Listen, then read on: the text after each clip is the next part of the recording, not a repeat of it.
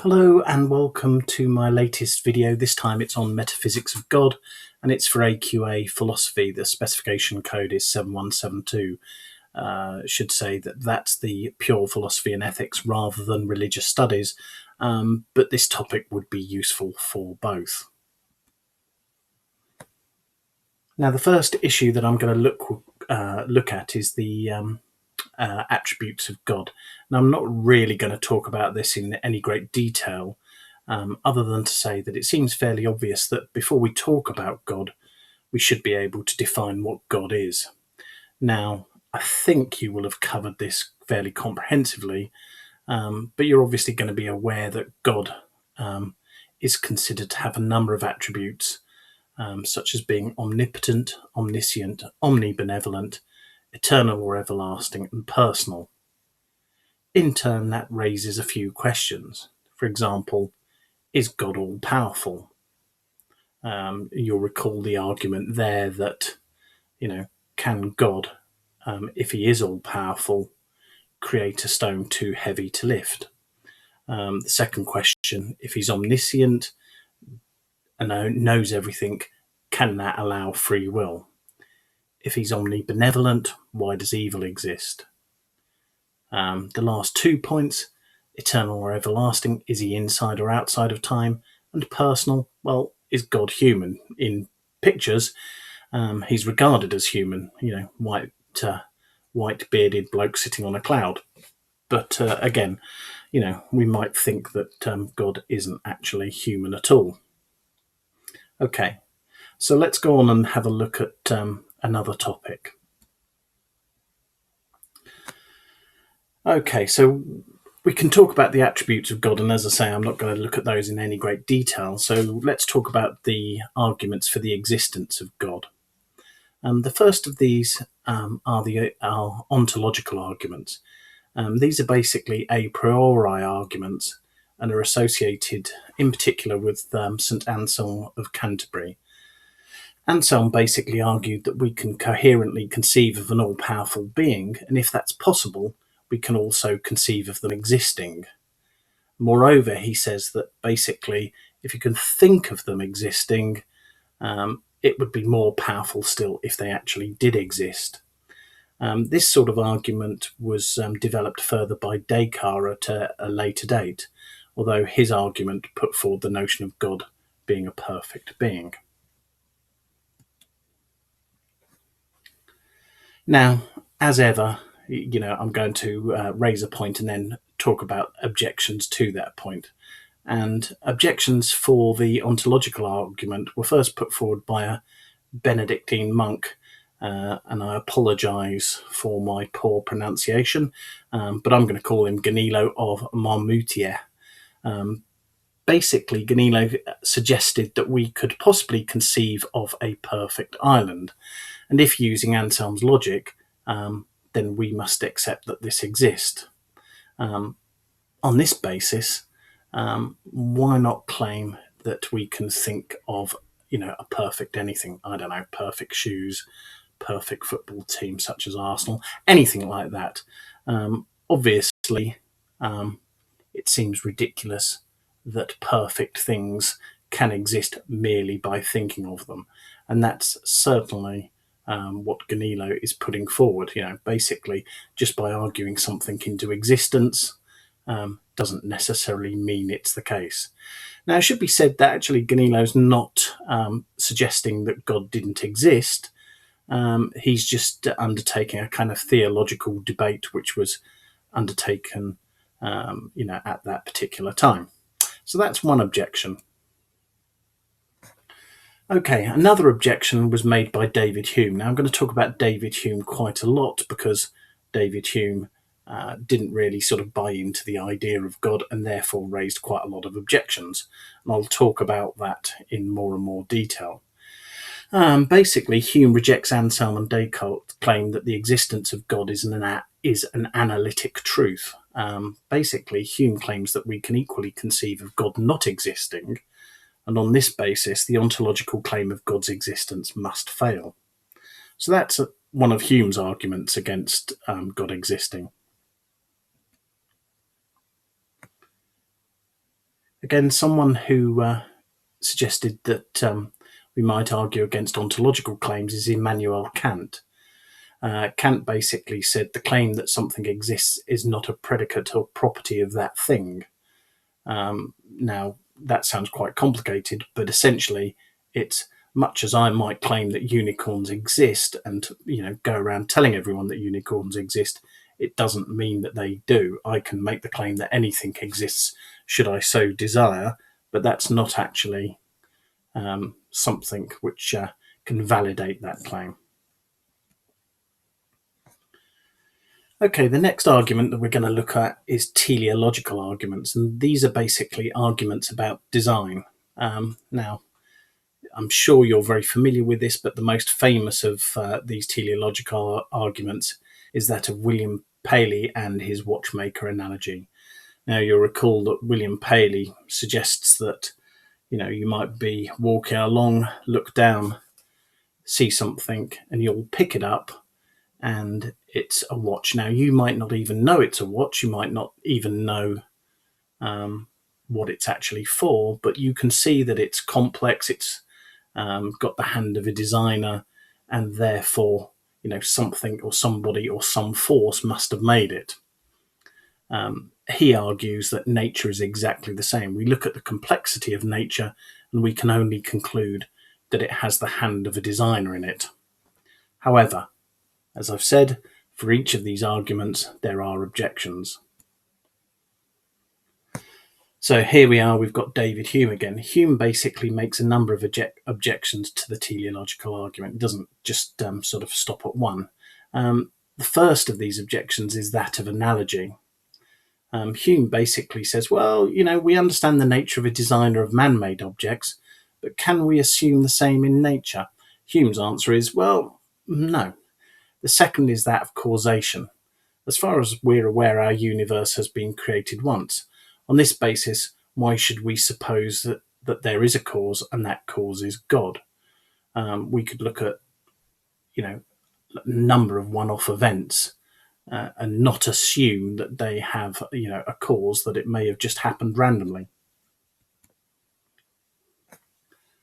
Okay, the next objection is that of the notion that time is infinite and matter finite. You may have heard of the analogy of the kind of monkey and typewriters. Basically, it says that, if you gave a monkey a typewriter and gave that monkey an infinite amount of time, assuming that the monkey is going to live for an infinite amount of time, that one day what they'll do is they'll type something and you'll look at it and it'll be the complete works of Shakespeare. Hume basically makes the same argument. Given an infinite amount of time and a finite arrangement of matter, why couldn't it be the case that the creation of the universe is coincidental? Now, we could also expand this and look at sort of various other arguments. Further objection could be made by Charles Darwin and his theory of evolution. Rather than God being a designer, we can explain nature by virtue of evolution. One of the claims is that God is infallible and God doesn't make mistakes. So on that basis, why would we need evolution? Quite simply, God would make animals and those animals would be perfect right from the outset. Why would they have to evolve? You can again look at sort of, Richard Dawkins as a sort of modern proponent of those kind of, arguments. However, just because there are objections doesn't necessarily mean that we can put those arguments to rest. So, for example, Richard Swinburne, a philosopher and theologian, from the 20th, 21st century, basically says, there's still mileage in the teleological argument. Swinburne accepts theories such as evolution.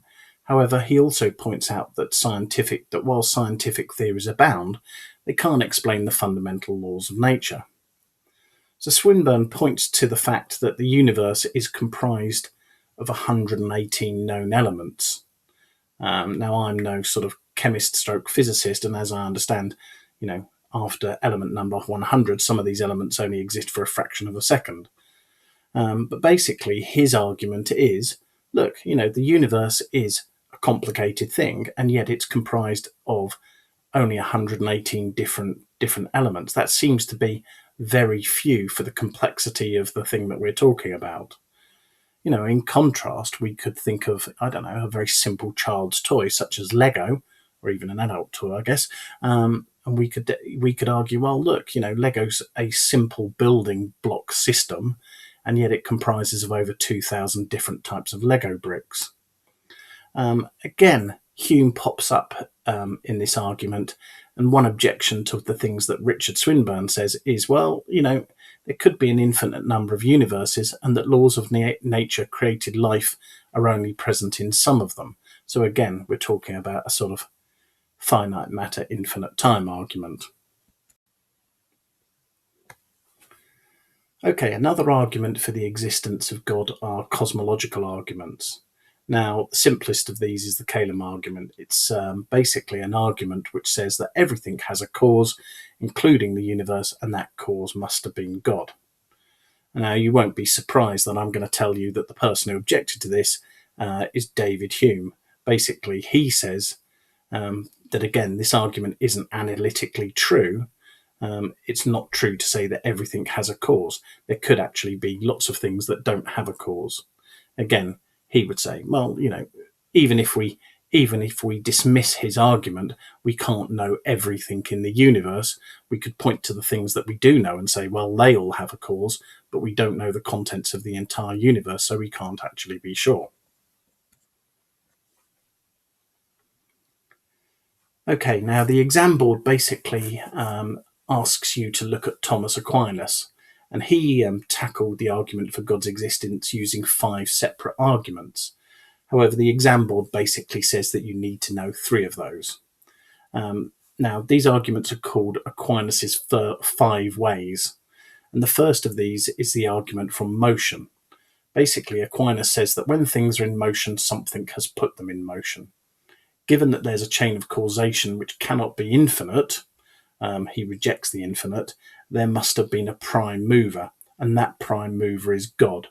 Now, you may recall that this is an argument borrowed from Aristotle, although his idea of a prime mover was somewhat different from Aquinas's. Okay, the second argument that Aquinas used is the argument from causation. It seems a pretty similar argument to the first, but it basically argues that the notion of cause and effect means that if everything in the universe has a cause, the very first cause must have been God. The last of the arguments, or the third of the 5 ways that we need to be aware of, is the argument from contingency.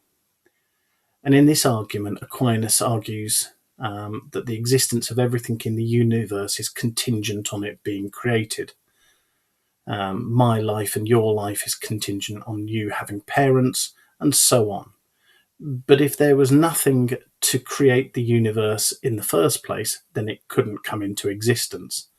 So Aquinas basically argues that there must be a necessary being, a being who is ever present, on whom everything existence is contingent. Won't surprise you to know that that person, according to Aquinas, is God.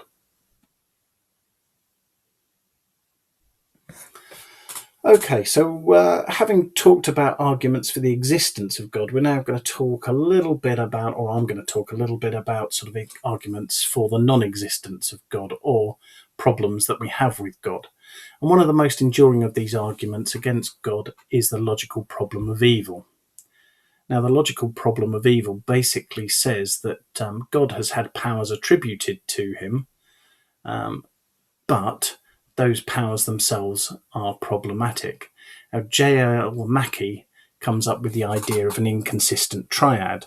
He argues that if we accept that God is omnipotent and omnibenevolent, and that evil exists, only 2 of those can be true. Now, it doesn't really take much to work it out, but basically it says, well, if God is all-powerful, then he can get rid of evil, and if he's all-loving, he could get rid of evil. But the fact that we've got evil in the first place means that God can either be, or can't be, all-powerful or all-loving. Now, there are various arguments against this. You won't be surprised that religious people don't tend to accept that this argument is logically true. well, they might accept it's logically true, but they might not accept that it's coherent. They might argue, for example, that evil is necessary for free will. If we are to be free in the world, then we have got to be able to choose between good and evil. There are, various people that you should be familiar with in relation to this argument, and as I've suggested on this video, you'll need to revise the defence put forward by Alvin Plantinga. I think that's how you pronounce it, but who knows? Well, he obviously knows. Anyway, the second problem is the evidential problem of evil. The evidential problem of evil is fairly straightforward in the sense that evil is there to be seen, and on that basis, why wouldn't God do something about it? Again, there are defences against this, and the one that you should be familiar with is John Hick's soul-making theodicy. Basically, Hick argues that evil is necessary to build a relationship with God.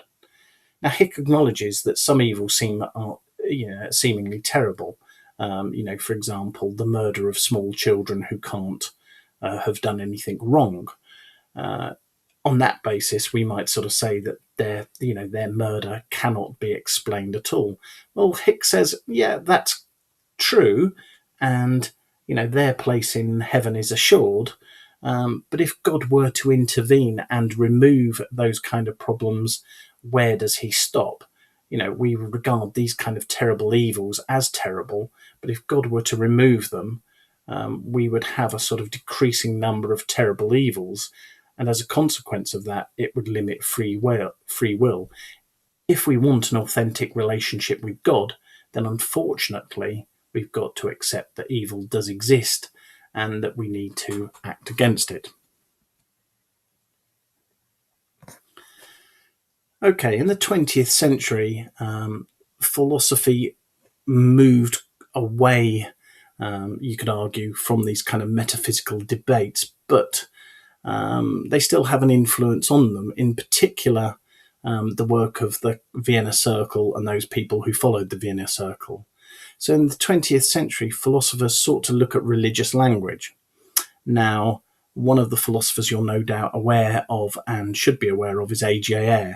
who in Language, Truth and Logic claimed that statements are only true if they could be verified either analytically or empirically.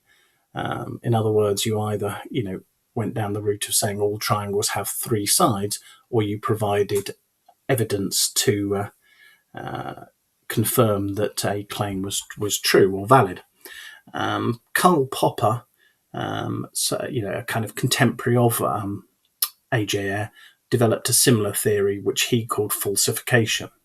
Basically, Popper says that statement is only true if it can be falsified.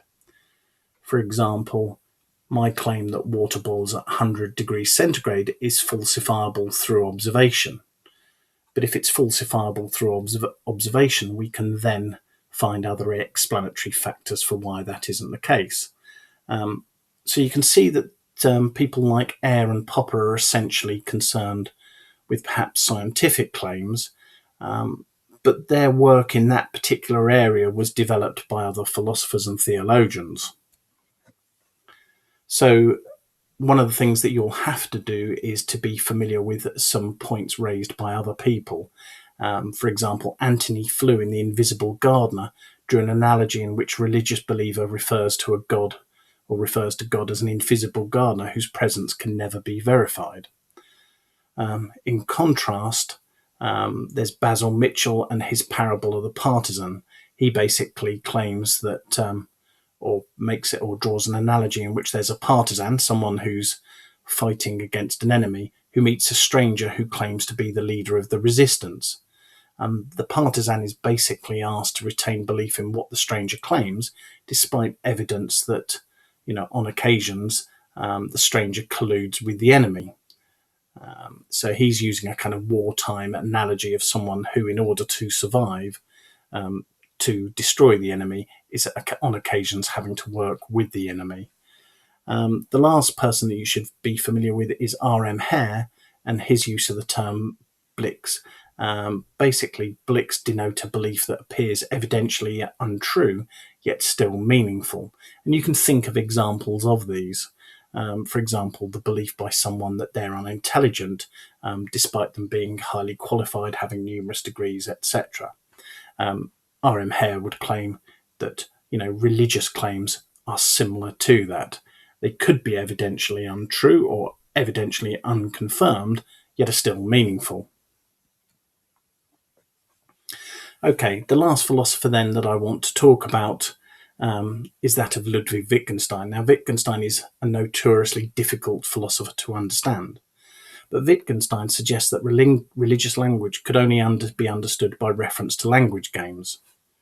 Now, essentially, he says that a game is only rendered meaningful to the participants in that game. So, if you play chess and we talk about a bishop in chess, that has a meaning to us. Someone who has never played chess before, never seen a chessboard, never heard chess talked about, won't have any idea what you're talking about. Wittgenstein claims that essentially religious language is the same. Religious language is made meaningful by users of that language, but to people outside of that game, if you like, it makes no sense whatsoever. So a religious person who describes God as all-loving has an understanding of what an all-loving God is. Someone who doesn't share that religion won't have any idea what they're talking about. Okay, so I hope that this short video will be of some assistance to you in your revision. As I say, it's intended only to be a short overview of the topic rather than a comprehensive revision video.